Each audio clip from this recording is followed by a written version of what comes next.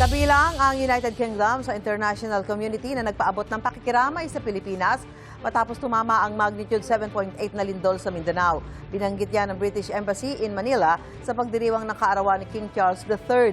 Patuloy rin daw ang malalim na ugnayan ng UK at Pilipinas sa usapin ng defense at maritime security. May unang balita, si JP Soriano.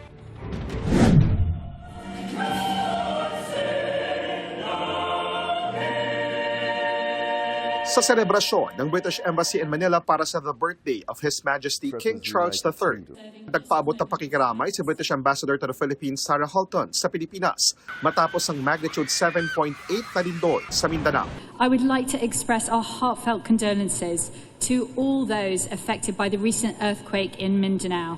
Our thoughts and prayers are with the victims and their families. Allow me to convey sincerest appreciation to the British government, to Ambassador Sarah Halton, for your kind words of sympathy for the unfortunate and tragic natural disaster, the earthquake which struck the southern Philippines.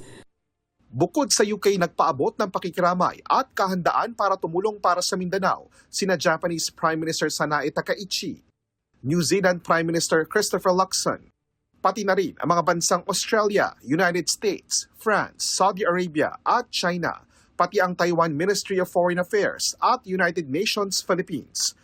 Iginiit ng United Kingdom ang patuloy na paglakas ng ugnayan ng Pilipinas at UK pagdating sa defense at maritime security.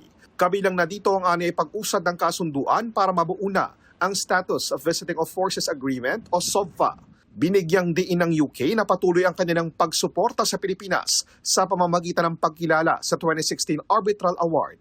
Ang Arbitral Award na ito ang nagbasura at nagsabing iligal ang 9-dash line historical map ng China na umaangkin sa halos buong South China Sea, kasama na ang West Philippine Sea. We're also deepening our defence partnership, including working towards a Status of Visiting Forces Agreement to enable closer cooperation between our armed forces. And the UK stands firmly with the Philippines in upholding UNCLOS and supporting the 2016 Arbitral Award. Wala pang tugon ng China tungkol dito, pero dati na nilang iginigiit na hindi raw nila kailanman kikilalanin ang 2016 Arbitral Award.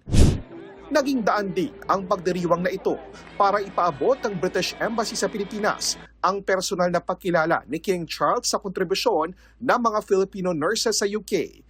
Kilala si King Charles sa pagkakaroon ng espesyal na relasyon sa mga Pilipinong nurse sa UK. Sa kanyang koronasyon, 2 Filipino nurse ang kasama sa mga inimbitahan niya na dumalo sa Royal Coronation. Ginawaran naman ni King Charles ang Pinay nurse na si Brenda de Ocampo bilang member of the Order of the British Empire Medal para sa kanyang natatanging kontribusyon sa pag-aalaga ng COVID-19 wards noong panahon ng pandemya. Ito ang unang balita, JP Soriano, GMA News.